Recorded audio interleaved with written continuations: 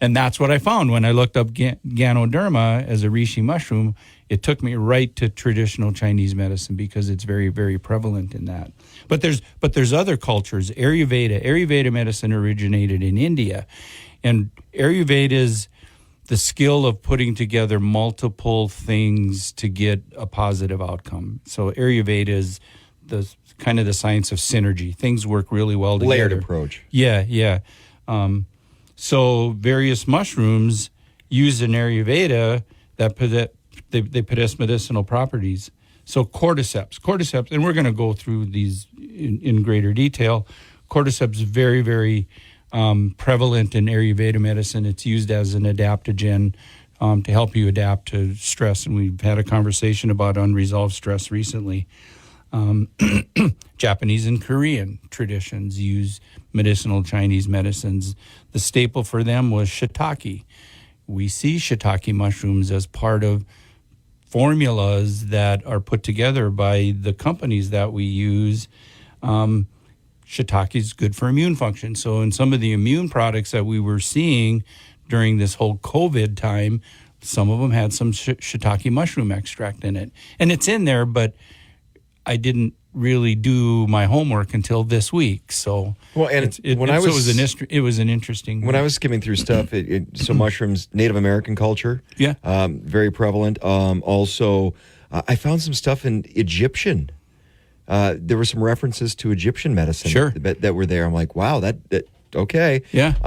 But and we're not talking about the psilocybin. The hallucinogenic. No, that's not a medicinal, medical. These are different. There's a distinct difference between the two. Well, if you look at the plant world, there are different sides to it. In this case, there's a medicinal side and there's a psychedelic side. Even in the cannabinoid world, hemp has cannabinoids, but it's touted to be more medicinal. Now, medical marijuana is touting to be medicinal, but it also has the hallucinogenic and intoxicating effect. The interesting thing that I started to read about mushrooms is the modern scientific research, because that's typically what happens is the modern research will follow some of the ancient medicinal modalities because there's positive outcomes, so they're going to research why. Why are we getting a positive outcome? We use beta-glucans are very, very common. Well, beta-glucans, polysaccharides, triterpenoids, they're all part of our medicinal world, but they're derivatives of mushrooms.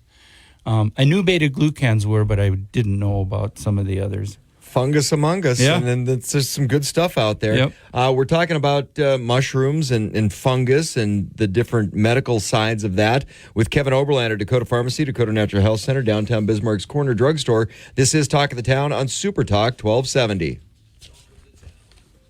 Super Talk. Hey guys, time to get in on the action for the biggest moments in basketball with Prize Picks, America's #1 fantasy sports app. Just select 2 or more players, pick more or less on their projections, place your entry, and win up to 100 times your money. Right now, Prize Picks will match your first deposit of up to $100. Just download the Prize Picks app and use the code GET100. That's code GET100 on Prize Picks for a first deposit match of up to $100. Prize Picks. Pick more. Pick less. It's that easy. Talk of the Town on Super Talk 1270. You're tuned to Talk of the Town on Super Talk 1270. I'm Steve Biden, along with Kevin Oberlander, Dakota Pharmacy, Dakota Natural Health Center, downtown Bismarck's Corner Drugstore. And we're talking about mushrooms. So the fungus among us, and not the fungus between your toes. No. Cases. So, all right. So when you're looking at a mushroom and you see the stem, you see the cap, there's a little bit of a root system that really you don't see that goes underground.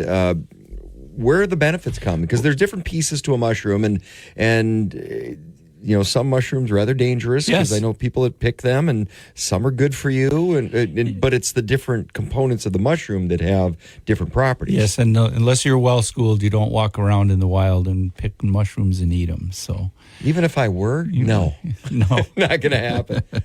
So the mycelium is the root and the stem. It's the carrier of the nutrients to the fruiting body. That's what we see, the majority of what mushrooms look like. But the interesting thing about mushrooms, and when we get into it deeper in this session, is there's many different looks to mushrooms. Their color and the shapes, and it's not the traditional cap that you think of. Some are, but the majority of them are really strange looking. But again, it's the fruiting body that is going to carry the nutrients. And Going back to the nutrient side too, you have to remember mushrooms grow out of decay. Right. So that's part of some of the dangerous properties is you've got decay. So it's how that nutrient is absorbed and transformed and utilized in the cap that is either dangerous or good for you. Right. And maybe not all of the cap is actually good for you as well. So, we're looking for, again, the beta-glucans, the triterpenoids. Those are the nutrients that are in the mushrooms that have the give us the positive medical outcomes.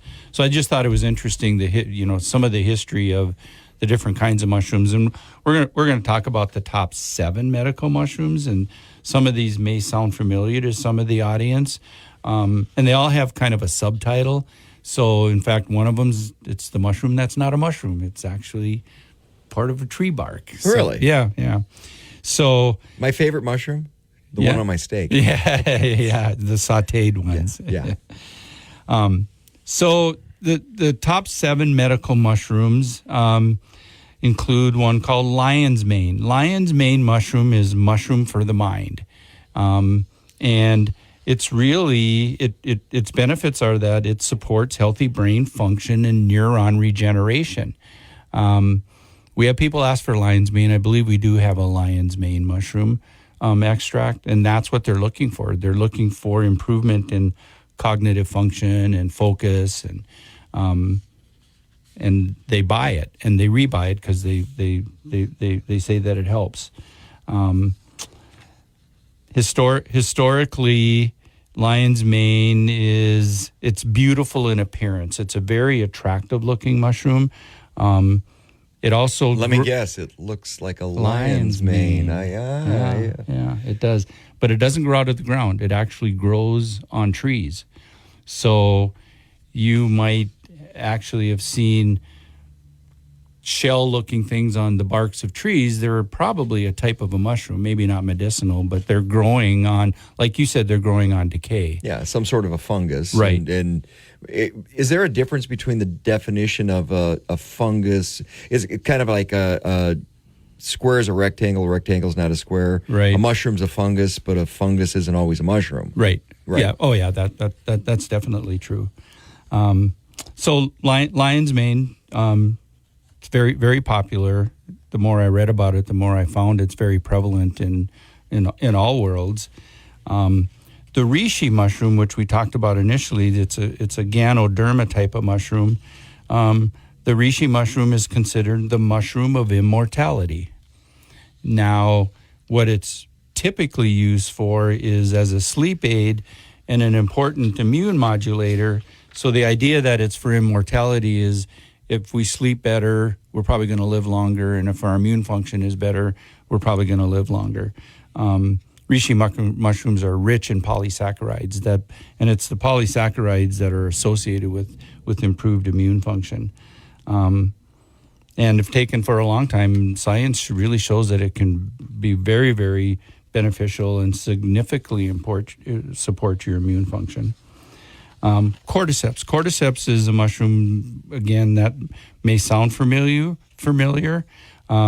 Cordyceps improves lung capacity and increases energy. So lung capacity would be, cordyceps might be used in somebody that has, COPD, as long as it's not interfering with the medications they're on, asthma, those types of people, those maybe seasonal allergies. You might see a cordyceps mushroom extract in some seasonal allergies when lung capacity is diminished. Chaga mushroom is the mushroom that's not a mushroom. It's a mushroom that it's considered a mushroom, but it's not a mushroom. It's actually put out by birch trees. It's part of the birch tree bark, so it's more of a bark, but it's typically used to help digestion, and it's good for the skin. And the idea that it's good for the skin is apparently the chaga mushroom is part of the birch bark because it helps protect the tree. So it's thought that that is how it originally was used because it was seen on trees and healthy birch trees. So it was assumed that it would be good for skin. Turkey tail mushrooms, the mushroom of multiple colors. And again, the primary function of turkey tail is it helps boost the immune system. And it does that by increasing our natural killer cells. And that's important. We want good killer cells. To boost white cells? Yeah, killer cells are T cells. They're T cells. Okay. Yeah, they're scavengers. So a killer cell is, so if there's an infection and your immune function is trying to target that, the bugs, we'll call them bugs, they tend to send out deflectors to draw the attention of our killer cells away from the bad guy that our immune system's trying to treat. Your T cells and your killer cells, they gather up these byproducts of the disease so that our killer cells can attack the actual bacteria or whatever we're dealing with. So something like turkey tail is going to help with gather up those free radicals, is what they're boost called. That system. They're going to boost boost radicals. They're going to boost that system. Yep. Shiitake's the fragrant mushroom. Apparently, it has a very, very pleasant odor, and it's typically used to support cardiovascular health and liver health. And lastly, maitake mushroom is the dancing mushroom. And I've found a video of a maitake mushroom, and it almost looks like they're in an ocean. They're like fingers flowing. They flutter. Yep. There's no cap. They're like fingers, but they're really, really cool looking. And again, it's really more of a cardiovascular health, blood pressure benefit, and again, immune support. Well, and the shiitake, you mentioned the fragrance on that. That's why they're widely used in cooking. Yeah. Because of the fragrance that comes with the shiitake mushroom. So it's good for presentation. It and is good for bouquet when you're making that fine meal. We're talking like the Food Channel. Yeah. I didn't have breakfast yet this morning. I'm hungry. This is Talk of the Town on Super Talk 1270. I'm Steve Biden, along with Kevin Oberlander, Dakota Pharmacy, Dakota Natural Health Center, downtown Bismarck's Corner Drugstore. We're talking about fungus and mushrooms and the health side of that. This is Talk of the Town on Super Talk 1270. Talk of the Town. Hey guys, time to get in on the action for the biggest moments in basketball with Prize Picks, America's #1 fantasy sports app. Just select 2 or more players, pick more or less on their projections, place your entry, and win up to 100 times your money. Right now, Prize Picks will match your first deposit of up to $100. Just download the Prize Picks app and use the code GET100. That's code GET100 on Prize Picks for a first deposit match of up to $100. Prize Picks. Pick more. Pick less. It's that easy. Bakken, weekday mornings starting at 9 on Super Talk 1270 and the free Super Talk 1270 mobile app.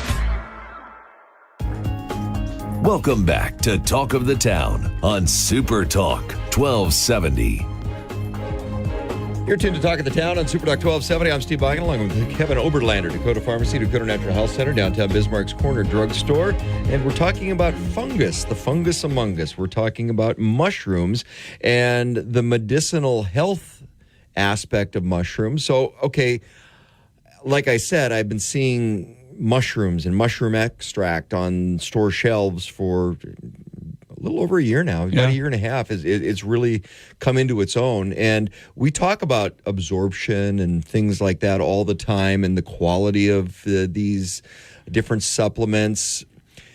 And I picked up several of these bottles, and some of them are specific, this type of mushroom or that type of mushroom. But usually I'll see a mushroom extract and it'll list a few things on there. I'm guessing the average consumer, myself included, is not going to have any clue what amounts or quality or anything as you're sitting there looking at a bottle that says mushroom extract. I've been doing this a long time, and I didn't know anything about it. Okay. Teach us. Yeah. So one of the interesting things about mushrooms is we kind of consider them a vegetable, but they're not. They're not a plant or an animal. They're a fungus. And when we get into the next session, we talk about some of the risks of mushrooms.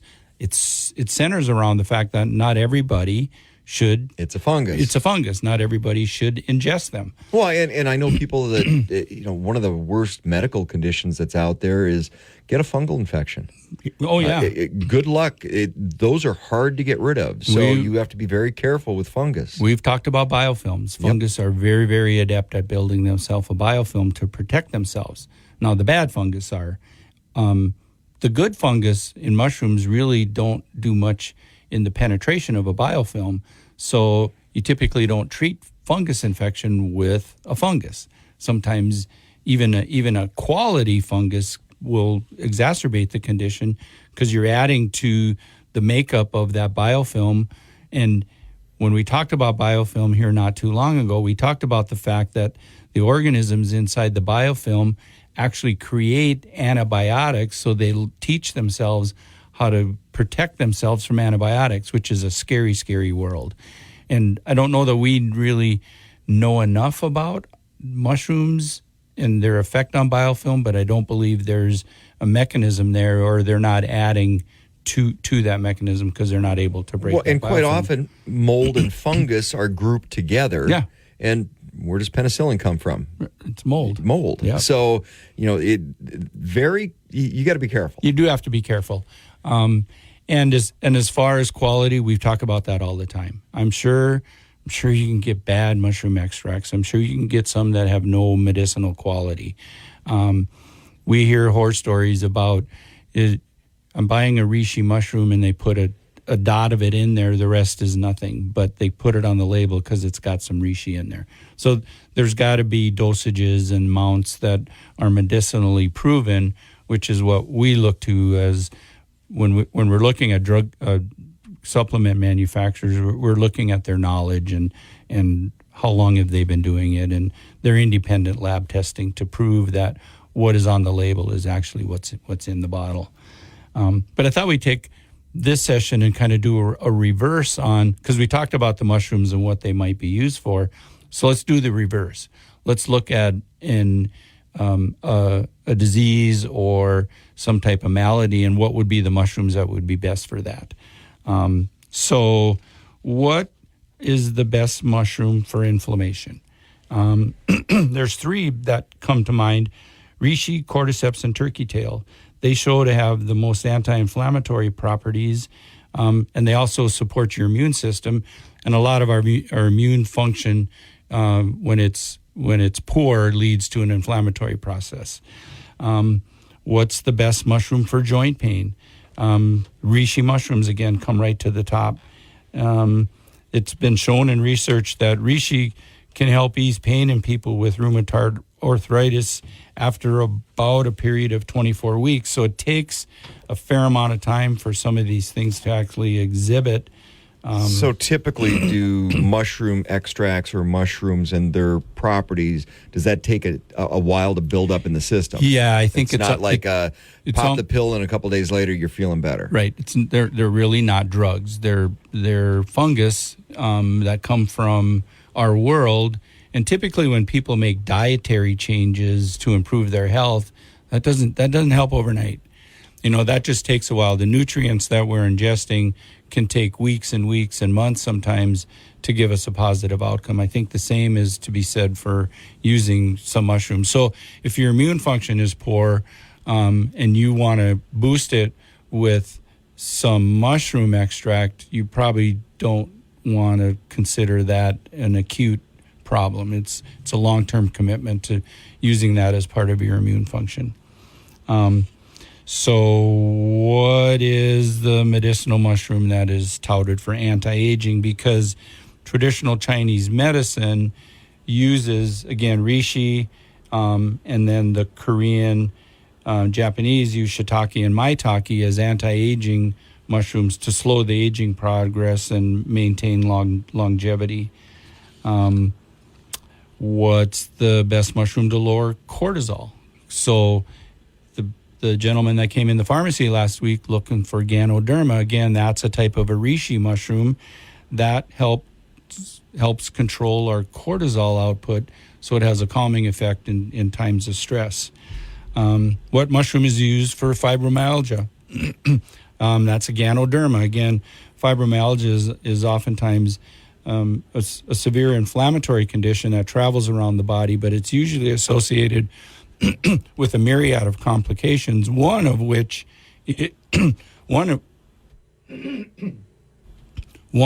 is excessive stress. So these mushroom extracts seem to have a calming effect on our system. So using some type of a Ganoderma mushroom may be part of a program. I don't know that if a fibromyalgia patient came in the store that I would say, here, take this, and that's all you need to take as Ganoderma, but it might become part of their program. Could be kind of a part of a regimen. Right, because it typically takes a long time and multiple modalities to help patients like this. One of the questions I ran across is, what is better, maitake or shiitake? You actually see them mostly together. So they have different properties, but maitake is called the king of mushrooms, mostly because it has high culinary use, as well as nourishing qualities to the body overall. So what, in a nutshell, what are some of the myriad of health benefits that medical mushrooms as nutritional powerhouses can improve? And that list includes, the top is provide immune support. They're full of antioxidants. And we've talked about antioxidants ad nauseum in the past. Antioxidants are just really, really good for you. They help fend off what's called oxidative stress. So as oxidation and stress destroy cells, the cells become rusty, and antioxidants help knock the rust off. I had a friend of mine that's a chef and a nutritionist, and they described mushrooms because they cooked with mushrooms a lot. And I love mushrooms in food, and they cook with, and they describe mushrooms as the mitochondria of the food world. I'm like, that's pretty accurate. That's very interesting. Yeah. So, and we've talked because of the antioxidant properties, right? And we've talked about antioxidants in the past, and the mitochondria. So the mitochondria is the powerhouse. So anything you can ingest that powers the mitochondria, and mushrooms may very well be one of those things to include in a regimen. Mitochondria health is all the rage right now in medicine. We talked about methylene blue, powering the mitochondria. In fact, I found a source of methylene blue that I think we can carry in the pharmacy. So without turning the pharmacy blue? Without turning the pharmacy blue. Like some labs get to be. Interesting stuff. We're talking about mushrooms with Kevin Oberlander, Dakota Pharmacy, Dakota Natural Health Center, downtown Bismarck's Corner Drugstore. When we come back, I want to talk about some of the dangerous side of mushrooms. Again, we talked about that. You don't, unless you're well-versed, you don't walk through the woods and go, oh, look, a mushroom, I'm going to have that for dinner tonight. There are some dark and dangerous sides. We mentioned the biofilm side of things. So you have to know what you're working with when you're addressing mushrooms and fungus. This is Talk of the Town on Super Talk 1270. Super Talk 1270. Talk of the Town on Super Talk 1270. You're tuned to Talk of the Town on Super Talk 1270. I'm Steve Eichelon with Kevin Oberlander, Dakota Pharmacy, Dakota Natural Health Center, downtown Bismarck's Corner Drugstore. And we're talking about fungus, mushrooms, and the effects and good effects that it can have with your health regimen. And now there's a dark side. We want to talk a little bit about that because we've talked about the biofilms in the past. And mushrooms, they're a fungus, not really a plant, not an animal, kind of. It's their own little world. They're their own little world out there. And quite often you think about the fungus side of things, that although many medical benefits, because as I mentioned, fungus is kind of lumped in with mold, and penicillin comes from mold, good molds. So there's good molds, bad molds, good fungus, bad fungus, good mushrooms, bad mushrooms. Right. And even good mushrooms can be bad for somebody.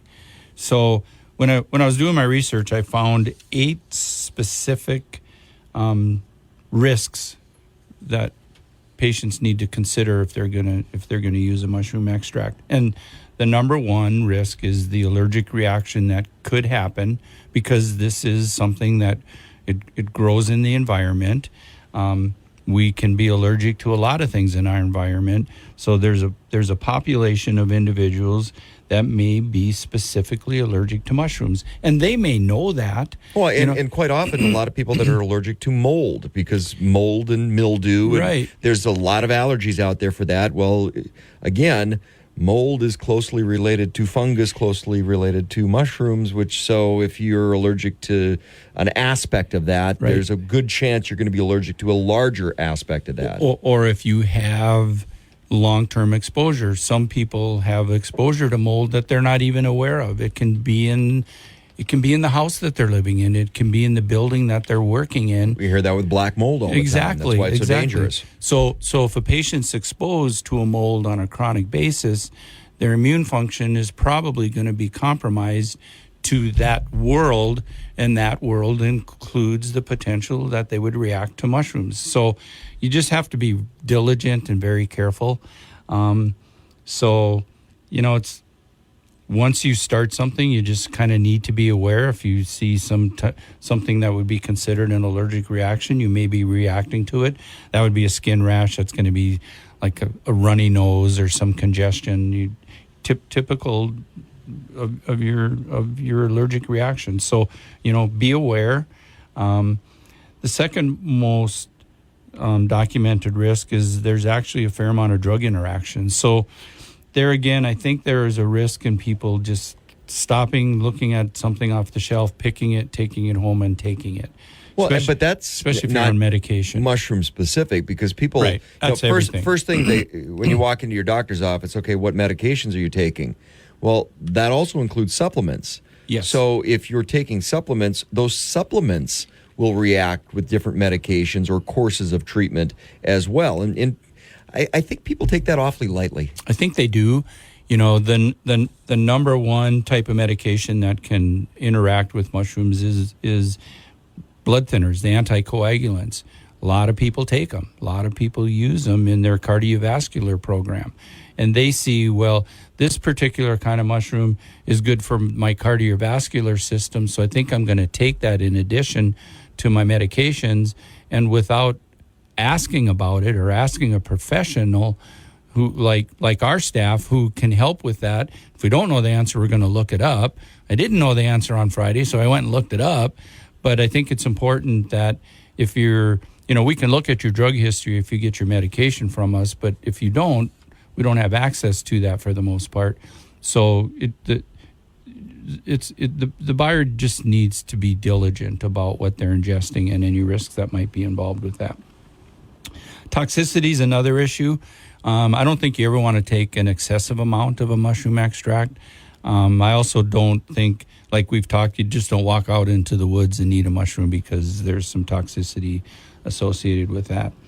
In some cases, consuming mushroom extracts and these concentrated extracts, the beta-glucans, the polysaccharides, can cause some digestive discomfort. So sometimes starting with smaller doses and working into it so your GI tract understands what you're ingesting. So is there a danger or is there a benefit for, because like I said, I'll go on the shelf and I'll see mushroom extract. And then you look at the label and there's a bunch of different mushrooms in there. Or there'll be a mushroom-specific extract. Benefits, dangers of taking that one-size-fits-all or something specific? I actually think there might be a benefit to it. Because if you look at what we talked about, there's so many of these mushrooms that really exhibit the same outcomes. Immune function, anti-inflammatory, it's good for the cardiovascular system. But you need to help balance your blood sugar. So if you take an extract combination, you're using smaller amounts of different types of mushrooms, so you may lower the risk of the exposure because you might be fine with one mushroom and not another one. But again, you also have to be have an understanding of what medications you may be on in conjunction with those as well, just like any supplement. Yep. Great resource. If you want more information, talk to Kevin and your staff. 705 East Main, Bismarck's downtown corner drugstore. Perfect. Make sure you stop on in. Dakota Pharmacy, Dakota Health Center. This is Talk of the Town on Super Talk 1270.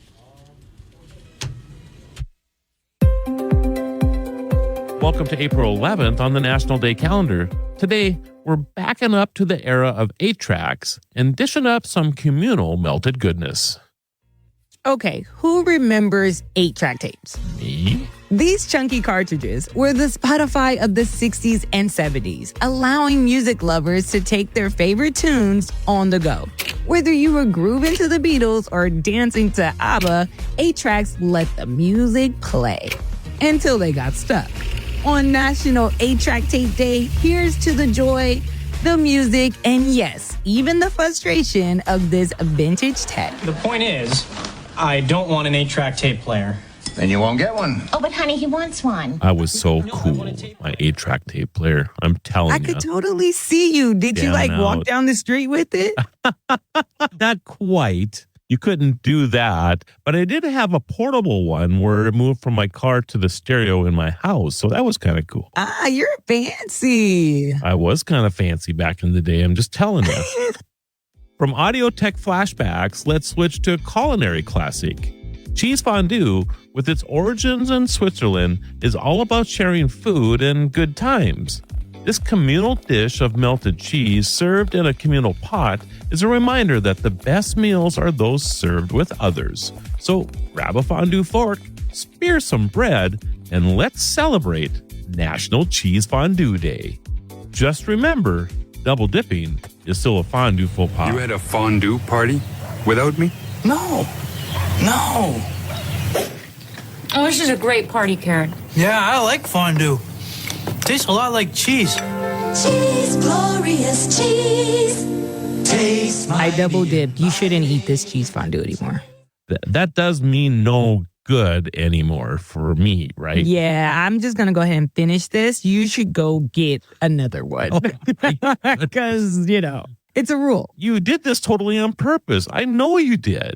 Great minds think alike. Are you serious? I'm LaToya Johnson. You don't share the cake either. I'm Marlo Anderson. Thank you for joining us on our journey to celebrate every day. And don't forget to share your 8-track tape day and cheese fondue day stories and tag us on social media. Talk of the Town, weekday mornings starting at 9 on Super Talk 1270 and the free Super Talk 1270 mobile app.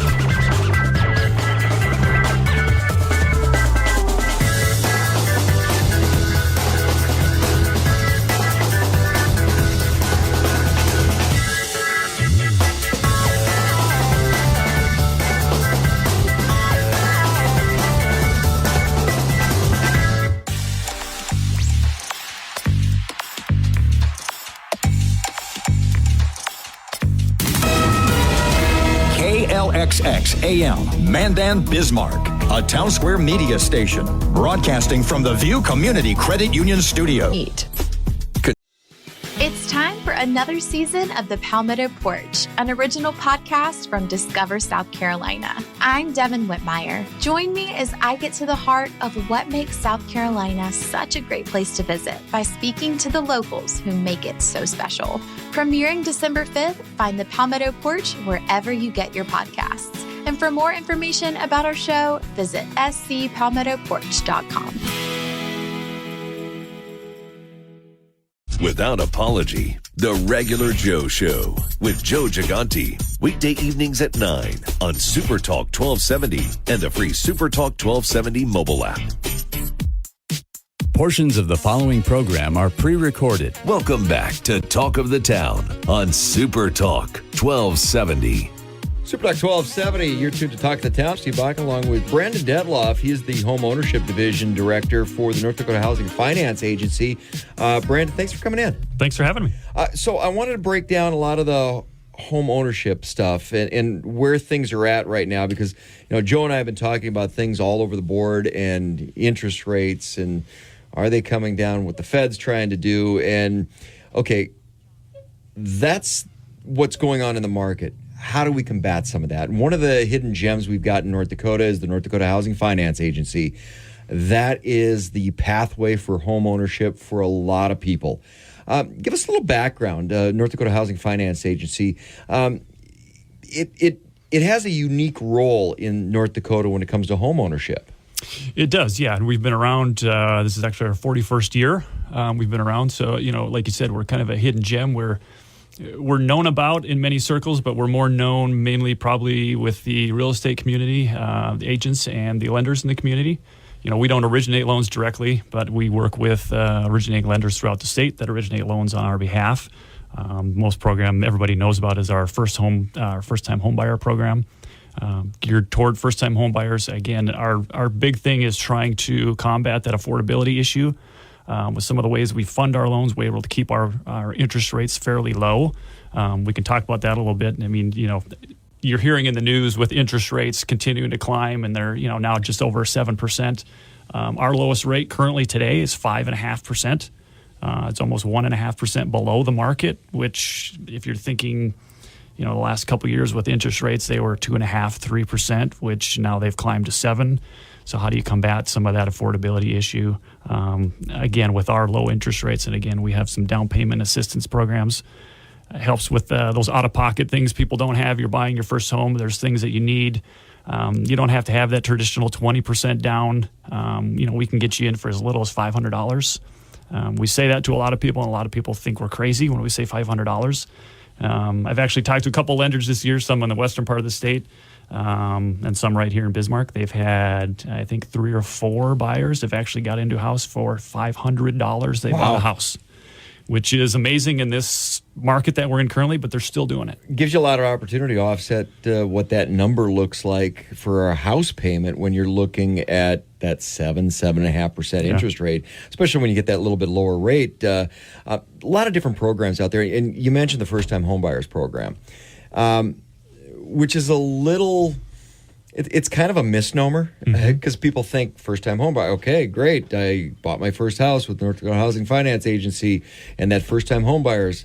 I bought 3 houses with the North Dakota Housing Finance Agency first-time home buyer because you can requalify after a period of time. So walk us through that. So the say you're buying your first home and you've never had a home before, and your realtor, your lender goes, hey, here's this great program, this great agency, North Dakota Housing Finance Agency.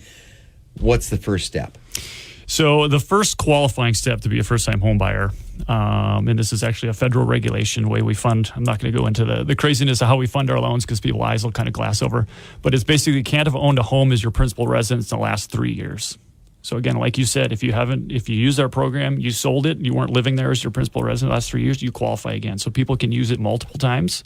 Had a house, sold it, you moved, whatever, and then you wind up renting for a while. Yeah, or you say, Mary lives in Grand Forks, she moves to Bismarck, still owns that home in Grand Forks, but she's renting it, so it's not her personal residence. She hasn't lived there in 3 years. She qualifies again. She could buy a house in Bismarck with the first-time homebuyer program. See, now that's the other interesting side of it because you can own multiple homes at the same time with that first-time homebuyer if you've got a rental property.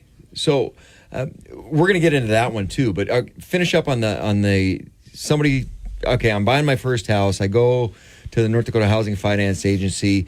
What are the steps? So the qualification process. Yeah. So first of all, how do they get a hold of you? Basically, what they're going to do is they're going to find a lender they want to work with. That is one of our participating lenders. So we've got about 60 we work with throughout North Dakota. Obviously, a lot of them have multiple locations, but pretty much every lender in the state uses our program. So that's where you're going to start to see if you qualify. They understand all our qualifications, our parameters, income, acquisition limits, all that kind of good stuff. If you qualify for that, basically what they're going to do is make sure you fit in the right program. We always tell lenders, try it through our program. If it works, great. If they don't qualify and there's another program that works better for them, that's great. But that's the best place to start because we don't originate the loans. They're basically doing it on our behalf. And then once they close that loan, they then sell it to the agency. And then a big, huge point for local borrowers is we service all those loans locally. So we do not sell that anywhere. If they have questions, they call us right here from our Bismarck office. We've got 10 staff members who can answer their questions anytime from 8 to 5. Another good thing I love to say is we don't have when you call in, you're going to get a human on the line. It's not a press 1, 2 for this. You're going to get somebody on the line, somebody that's local that understands maybe a problem you're having or an issue that you're having, especially first-time home buyers. There's always questions. You know, it's kind of funny because I remember back, and of course, first-time home owner, bought my first house in Grand Forks through North Dakota Housing Finance Agency, had a lot of questions, and speed dial North Dakota Housing Finance Agency, and somebody always answered. Yeah. And now, ironically, Jolene, who used to be the director, is my neighbor across the fence behind me. But you talk about North Dakota agency and North Dakota roots, and getting somebody who is in the same state that knows everything about what you're going through as a first-time home buyer in North Dakota. You don't get that kind of service anywhere. No. You know, and a biggie is too, when we have insurance claims, hailstorms, you know, we've had a couple this year. You get a check from your insurance company and it has your mortgage company's name on it. Well, what do you do with it?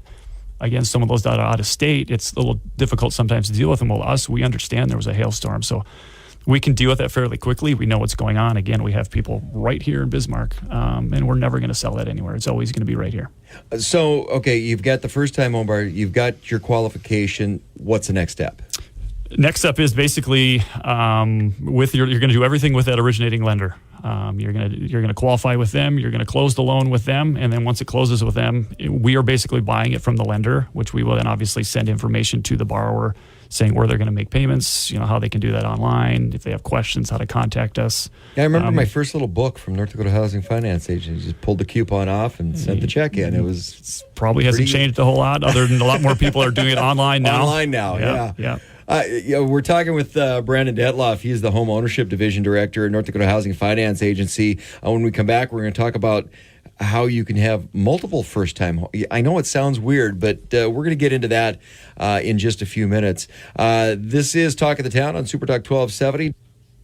Super Talk. Hey guys, time to get in on the action for the biggest moments in basketball with Prize Picks, America's #1 fantasy sports app. Just select 2 or more players, pick more or less on their projections, place your entry, and win up to 100 times your money. Right now, Prize Picks will match your first deposit of up to $100. Just download the Prize Picks app and use the code GET100. That's code GET100 on Prize Picks for a first deposit match of up to $100. Prize Picks. Pick more. Pick less. It's that easy. Talk of the Town on Super Talk 1270. Super Talk 1270, you're tuned to Talk of the Town. We're talking with Brandon Detloff, North Dakota Housing Finance Agency Home Ownership Division Director, and we're talking about first-time homebuyer program, which I think is a little misnomer because I've used it 3 times. It's a program that's out there. It's great for North Dakota home ownership opportunities. But how do you get to use the program more than once? Because first-time homebuyer program, but you can use it more than once. It's not your first home, but you get people into houses. Right. Like you said, the qualification is can't have owned a home in the last 3 years as your principal residence. Again, if you owned a home and you move and say something happens, you have to move away for work and you come back to North Dakota. Again, if you were renting for those 3 years, you qualify again. Like you said, we've had... Or if you keep your home because you moved away and you plan on coming back at some point, but you haven't lived in that house for 3 years, it's a North Dakota Housing Finance Agency program, first-time homebuyers program. You qualify again when you come back if you've been gone for 3 years and that's been a rental property. Right. So there's almost a window or an opportunity from a wealth building perspective to, every 3 years, hey, I should buy a house. Yeah, another great thing is if you don't qualify for our first home program, we have another program called our North Dakota Roots program. So our first home program, there are income and acquisition limits. They're dictated to us basically by the IRS. So if you're over those limits for any reason, so maybe your income is over the income limit, you'd qualify under a North Dakota Roots program. So those loans can go all the way up to the conforming loan limit, which is about $720,000. You can still do a loan with us. Rates are a little bit different, but still you qualify for down payment and closing cost assistance if you need it. And a bunch of those numbers changed. So they did. The programs really kind of opened up a little bit because they were lagging behind what actual home prices were. What are the new home price limits? Yeah, so the new price limits for first home, single-family home, and this is statewide, any county, it's not per county, it goes up to $481,176. Yes, it's a very odd exact number, but again, that's dictated to us by the IRS and HUD. They have some calculations to do because of the way we fund our loans and their first-time homebuyer loans. It's limited to a certain number. So that amount actually jumped about 28% over last year. It's probably the biggest jump we've ever seen, which is a great thing. It means there's more homes that qualify. Then you also do have to have an income limit, and that is based in per county in the state. So there are different counties. Obviously, your bigger metro areas have a little higher limit. Just to give an idea, like Burley Morton, family that goes by less than 3 or 3 or more. Again, these are some fun IRS things. $108,600 for a family of 3 or less income. If you're over 3 or more, it goes up to about $124,800. So if you're under those limits, you qualify under first home. If you're over, anybody qualifies for RUTs. There are no income acquisition limits, only up to that conforming loan limit. So if you make $8 million and you want to use our RUTs program, you can sure do that. Well, tell us a little bit more about the RUTs program, because that's something to attract North Dakotans back to North Dakota and keep people in North Dakota. Yeah, that's originally what it was meant to be. So somebody that was moving back could use this program, and then we decided to open it up for anybody. Basically, what the program was meant to do is those first-time home buyers, eventually you're going to need to move up.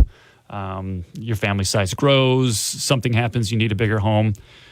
We created this program to help them move up to another house, still have a great rate, great program, but then it frees up that first-time homebuyer house for another first-time homebuyer. We're trying to continue to keep that availability of those affordable homes. Yeah, well, and that's what it comes back to, is the ability to have affordable homes within a marketplace. And we hear that magic bullet all the time. How do you have affordable home ownership? And I'm a firm believer there's no magic bullet to it. You can't just throw money at it. Yeah. It's a process, and it's a function. It's time over equity is what it is. And there's different steps along the way, and that's where the North Dakota Housing Finance Agency comes in with these different programs to help supplement that. Right.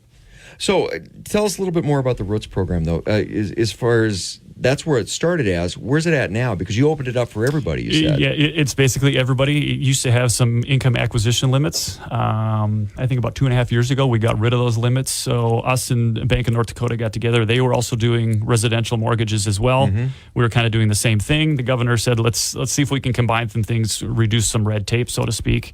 We kind of had been doing it longer. Bank of North Dakota was looking to kind of get out of the market. So we kind of took over that space for Bank of North Dakota. They were working with a lot of rural lenders because it's hard to finance a lot of those rural homes. So we got rid of our income acquisition limits for our RUTs program. So it doesn't matter what your income is. Acquisition limit, basically the only caveat is you just can't go over the conforming loan limit. So, which is about $720,000. So we've seen a few homes, Bismarck, Fargo, that are, $1 million, $1.5 million. They do the $720 with us, and then they're doing a second loan with the originating lender for the difference. So there's a lot of different flexibility within that program. And one of the things with the North Dakota Housing Finance Agency is the agency exists entirely to figure out a pathway for home ownership in North Dakota. So it's kind of interesting because I'm not quite sure if I want to qualify you as a government agency because, again, you're in the business to eliminate the red tape. That's not usually what government does. Exactly, yeah. I mean, I guess you could call us maybe a quasi-state. It's hard to say because we are technically self-funded. We don't take any... You're solutions-based, though. Yeah. You're like, we'll find a way. And, talk about rural side of things a little bit because there's so many different opportunities out there with USDA loans and different things. But we are a rural state. So taking the urban side away... there's some different nuances across when you're talking about the rural side of things for home ownership. Yeah, and a big one we hear, especially farmers. You talk about those conforming loans. So a lot of lenders, when they take on a loan, they're probably they have an investor that's probably going to purchase that loan. Usually some of the GSEs, Fannie Mae, Freddie Mac, you've heard of. One thing we found that's interesting with farmers is when they try to package those into Fannie or Freddie, they don't understand when farmers only earn income for 7 months out of the year. Right. To us, that's normal because it's winter. You can't farm in the winter. Last time I checked, you can't farm snow, which would be fun if you could make some money off it. Well, right? Last year they would have made a lot of money. They would have made a lot of money. So those are loans that we'll take every day. We just check them to make sure that the income is there, but we understand it's 7 months out of the year. That's not a problem. Another problem we see is with appraisals. They need comparable properties. Well, if you're on a farm, your most comparable property might be 100 miles away. Well, somebody looking at from Florida doesn't understand that the next comparable is 100 miles away. Comps are different. Us, that's normal. Being in a rural area, we get that. And again, we'll take those every day.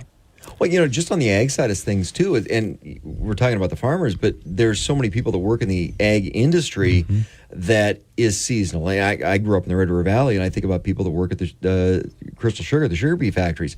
Those are seasonal jobs. Again, same scenario. When you're looking at the incomes, it's like, well, where's the other 5 months or 4 months? It doesn't exist. Right. So having that understanding of our agrarian and rural economy here in North Dakota, a big benefit for people who are looking at buying homes in North Dakota. We're talking with Brandon Detloff, North Dakota Housing Finance Agency Home Ownership Division Director. When we come back, I want to talk about some of the other programs. Home access, that's a big one. This is Talk of the Town on Super Talk 1270. Hey guys, time to get in on the action for the biggest moments in basketball with Prize Picks, America's #1 fantasy sports app. Just select 2 or more players, pick more or less on their projections, place your entry, and win up to 100 times your money. Right now, Prize Picks will match your first deposit of up to $100. Just download the Prize Picks app and use the code GET100. That's code GET100 on Prize Picks for a first deposit match of up to $100. Prize Picks. Pick more. Pick less. It's that easy. To Talk of the Town on Super Talk 1270. Super Talk 1270, you're tuned to Talk of the Town. Steve Bakken. We're talking with Brandon Detloff. He is the North Dakota Housing Finance Agency Home Ownership Division Director. And we're talking about some of the different programs with home ownership here in North Dakota that the North Dakota Housing Finance Agency has. One of them's Home Access Program, which is one I'm not that familiar with. The Roots I was familiar with, the first-time home buyer,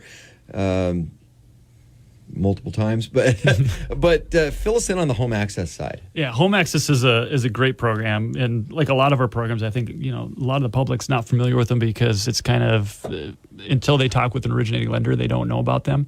Home access is a great program. So if you fall into 4 different categories, so if you're a single parent, if you're permanently disabled, if you're 65 and over, if you're a veteran, you qualify for under home access. Now, people are asking, well, what does that do for me? So you still have to meet program parameters as far as income acquisition limit, but you don't have to meet that first-time home buyer requirement. So if you're a single parent and say you just got divorced, you sold your home today, tomorrow you qualify under home access because you're a single parent. And that's the main driver we see of this program is single parents. I tell the story all the time, and probably if somebody's listening, they're going to say, oh, he's telling that story again. We got a letter from a single mother. She had 2 kids, wrote us a letter saying that because of this home access program, her kids now have another roof over their head where she doesn't have to take them to the park. She can make dinner, stare out the back window, and watch them play in the backyard. And we have a little note on there from one of her, I think it was her son, said we can finally get a dog. Aww. So they, but again, single parent, again, it's helping people get into homes that maybe wouldn't have had a chance to before.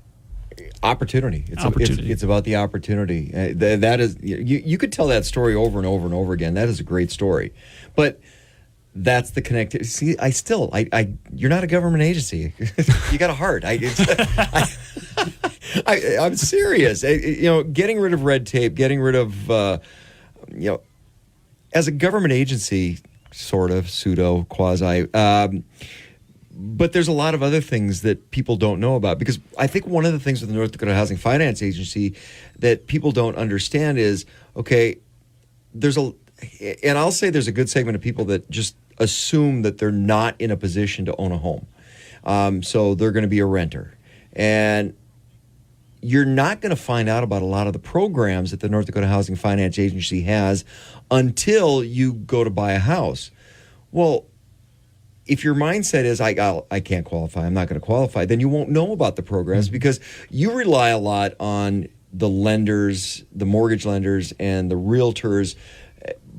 But if somebody's not talking to them because they're not thinking that they can go down that path, that's where there's a little bit of a disconnect. But it's beyond that because you guys have so many other programs that you need to share that good message with, whether it's on the rental side. It's about building that. I talked a little bit about, I look at as first-time home buyer, and it's a function. It's a mathematical equation. There's a lot of steps along the way that you build that equity over time, and that can be through renting and through manufactured housing and stepping up to that first time that you're putting some sweat equity into that first house that needs a little bit of work. It's a pathway. One of the things that I look at the North Dakota Housing Finance Agency does is you've got different programs to help people along every step of that path. Quite often. Tell us about some of the other programs that people may not be familiar with. Yeah, most people obviously know us as doing the home financing, but we kind of think of ourselves as the state's housing experts. We dabble in a little bit of everything. So, other things we deal with is housing development, multifamily development. So there's different financing for rehabilitating old rental units or converting them into low-income rental units. Some things you might be familiar with here in Bismarck is Edwinton Place down on Expressway and 12th. So it's for homeless to get back on their feet. It's kind of a placement facility. They've got services there if they've got addiction problems or whatever. Unbelievable facility. We had some work doing with that along with the Burleigh County Housing Authority. Another one is Patterson Place downtown. They just did a big renovation. We had some of our projects working on that. And then we also do help with rental assistance. So we administer the Section 8 HUD rental assistance program on behalf of the state. And then I think it was a year and a half ago, we took on the Continuums of Care homelessness program. So from soup to nuts, we kind of everything in between. The old saying, a home for everyone and everyone in a home. That's what we strive for every day. That's what we work for every day. We do a little bit of everything. We dabble in everything. Each of us are experts in our own field, but together, when we come together as one, we can be pretty powerful. That's a message that needs to get out there because it's about putting roofs over people's heads. And there's a lot of ways to help do that. North Dakota Housing Finance Agency, a lot of people are familiar with the first-time home buyers, but there's so much more that goes along with that. When we come back from the break, I want to talk a little bit about who's buying houses right now in North Dakota because we see what's going on with the interest rates, and Joe and I talk about this all the time about people, I'm going to wait. Or, the other mindset is like, well, okay, if I buy now, I'm going to be able to refinance. You can't count on what those numbers are going to look like.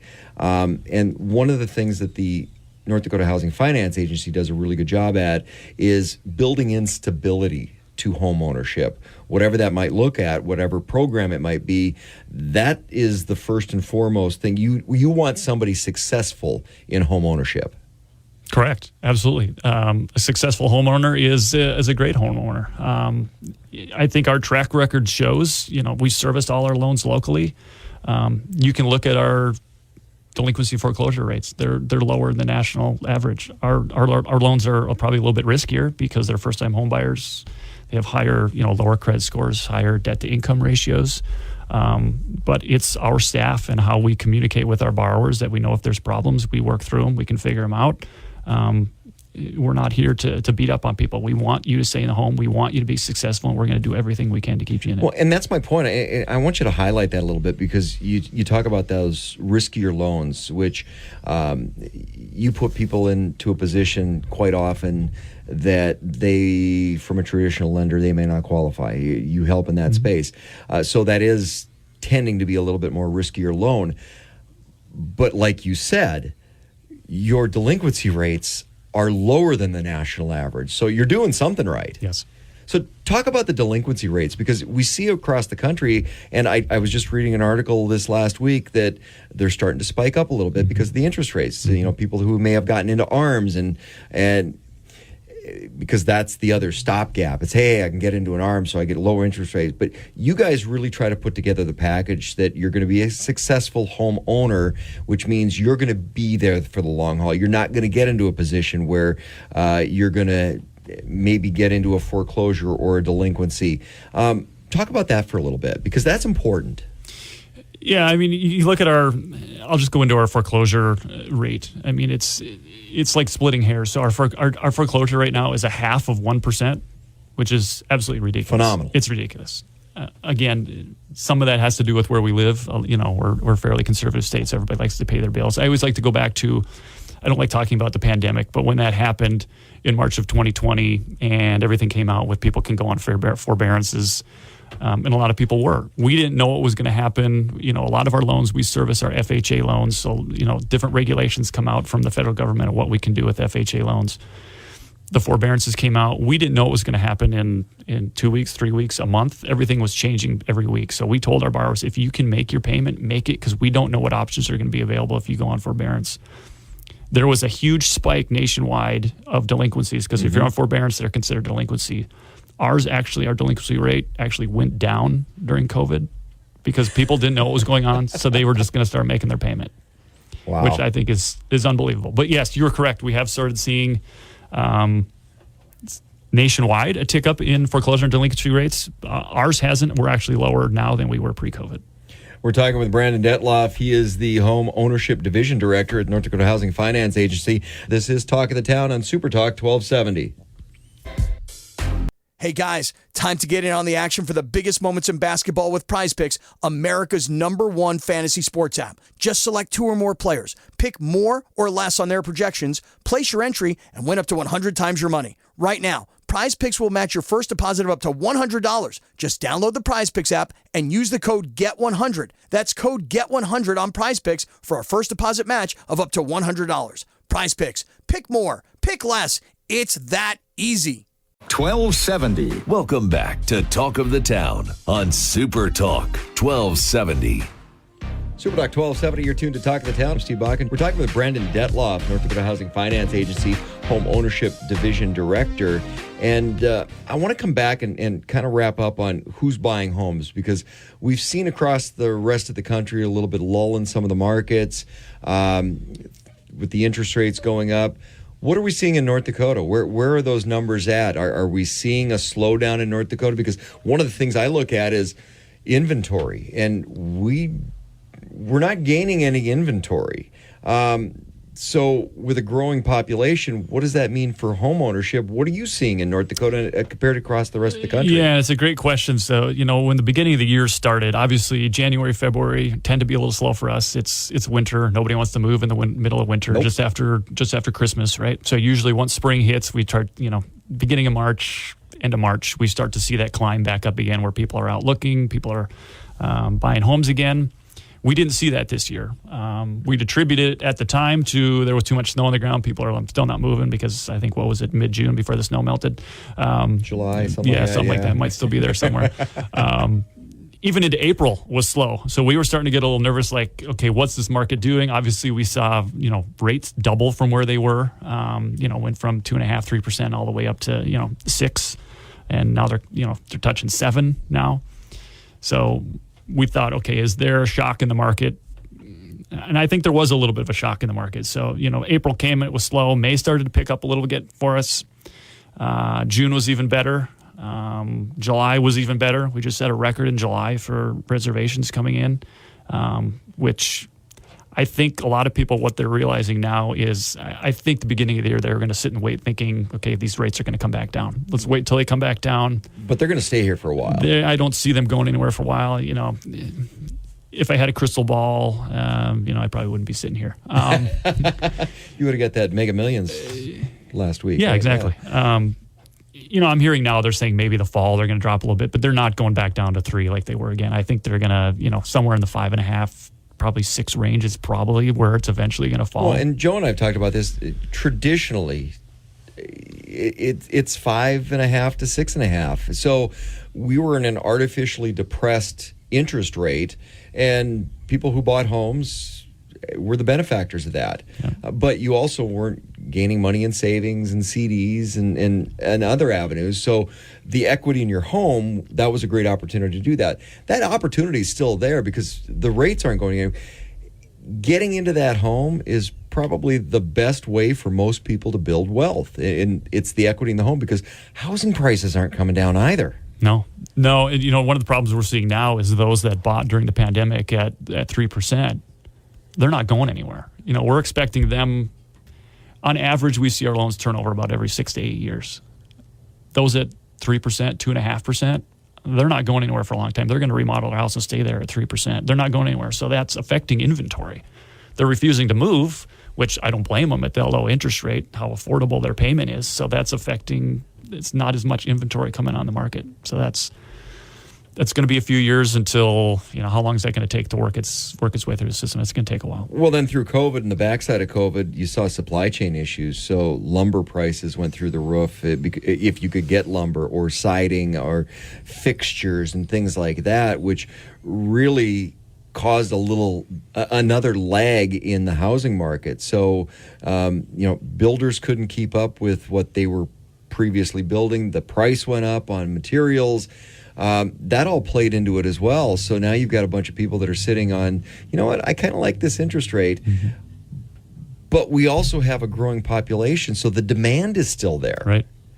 So where do you see things for the rest of the year from the North Dakota Housing Finance Agency? Because record last month, and that part's not slowing down. No, the first-time homebuyer segment, there's always going to be production because that for first-time homebuyers. 5.5% rate looks pretty damn good with the North Dakota really Housing Finance Agency. I almost don't want to tell everybody about it. We're going to get too much production. We're going to be able to keep up. Shh, we didn't say that. No, really, use it if you need to use it. Use it. It's fine. We'll find more money. But yeah, that's really the thing we try to do is keep that interest rate as low as possible. We don't. Like I said, I don't want to go into the weeds too much, but we really were limited on the amount of income we can make because of the first-time homebuyer. There's some rules there. So if we make too much money, we have to send the IRS a check. So we keep these as low as possible because we don't want to make money and send it to IRS. We'd rather have the borrowers have the benefit of a lower payment. But that's really where they need help right now with that lower payment. From a 3 to a 7%, what did that do to somebody's payment? Yeah. So from 7 to 5.5. That can be the make or break of somebody getting into a home or not. $200-300 a month, easy. It's huge. So, again, if like I said, and I can't stress this enough, if you've thought that maybe you're not a candidate for home ownership, that's what the North Dakota Housing Finance Agency is there for. So, a lot of people that maybe don't think about being a candidate for home ownership, who won't talk to a realtor, won't talk to a mortgage lender because they don't think they qualify. How do they reach out to you guys and find out what's out there to go, hey, maybe this is an option? Yeah, the best place to start is visit our website, www.ndhfa.org, so abbreviation for North Dakota Housing Finance Agency. You can click on that. It says a link that says ready to buy a home. Basically, it's a step-by-step what you need to do. Shows our participating lenders, shows a group of them by city. You can pick one. Obviously, you can talk to multiple. If you don't like the first one you talk to, go to another one. Tells you how to find real estate agents that we work with that are approved to use our programs, that are knowledgeable about our programs. Also, homebuyer education is huge. If you're a first-time homebuyer, best thing you can do is gain as much knowledge you can about the process. Like I said, speed dial. I was on the phone a lot, and you know what? At the time, the director picked up sometimes and answered the phone. I'm like, wow, this is kind of cool. Yeah. We don't have 80 to 100 people. We're a pretty small shop, and we like to say we're all knowledgeable enough to be dangerous. But yeah, I get calls all the time. That's what we're here for. We're here to help. But visit our website. There's some great programs on there. If you have questions about our programs, call us. We can get you in touch with lenders or figure out what the process is. We can't tell you if you qualify or not because obviously the lender has to pull some credit reports, that kind of thing, verify income. We can tell you what the limits are, and you can kind of see based on what you think your limit is and see if you qualify. But if you didn't think home ownership was an option, it probably is. And talk to the North Dakota Housing Finance Agency to find out more. Brandon, thanks for coming in today. Thanks, Steve. Brandon Detloff, the Home Ownership Division Director of North Dakota Housing Finance Agency. This is Talk of the Town on Super Talk 1270. If you can make money on it, it can be taxed. I'm Daria Albinger with today's tax tip. Anytime you make a profit on something, the tax man wants his cut, including your investments. Capital gains are basically from the profits you make from selling most assets. And we're talking about stocks. We're talking about cryptocurrency. Anytime you sell an asset, you're going to pay capital gains taxes. Caleb Silver, editor-in-chief at Investopedia, says there are two kinds. Here's one. The gains you make from selling those assets that you've held for less than a year are called short-term capital gains, and they're generally taxed at the same rate as your ordinary income, anywhere from that 10% income threshold to the 37%. 37% threshold. Here's the other. Gains you make from the sale of assets you've held for more than a year are called long-term capital gains, and they're typically taxed at a lower rate than those short-term gains, somewhere between 0% if you're low income, up to 20% if you're in the higher income bracket. You can learn more about capital gains at irs.gov or on the app IRS to Go. With today's tax tip, Daria Albinger, ABC News. Talk of the town. Welcome to the School for Startups Minute with Jim Beach. Good communication skills are so important to a successful career and a happy relationship. All this week, we are talking about how to have better communication skills. Yesterday, I suggested practice and preparation. I'll give you another piece of advice right after this. This is Dr. Michael Garko for Strauss Naturals. It is not until they have urinary flow or urinary tract problems that men really pay attention to their prostate. Rather than wait for problems to occur, I recommend Strauss Naturals Prostate Support Drops. The Prostate Support Drops is a blend of naturally sourced herbs to support a healthy prostate, urinary system, and urinary flow. All Strauss Natural products are backed by 100% satisfaction guarantee. Visit StraussNatural.com to learn more and order the Prostate Support Drops today. There is an instructive Dale Carnegie story about a time he met a famous New York industrialist. They had a long conversation, and afterwards, the industrialist said that Dale Carnegie was the best conversationalist in the whole world. Dale was asked about this, and he said, yes. During the conversation, I asked him several questions, and he talked the rest of the time. To engage in successful conversations, you need to start off practicing active listening. Stop thinking about what you are going to say next and just listen.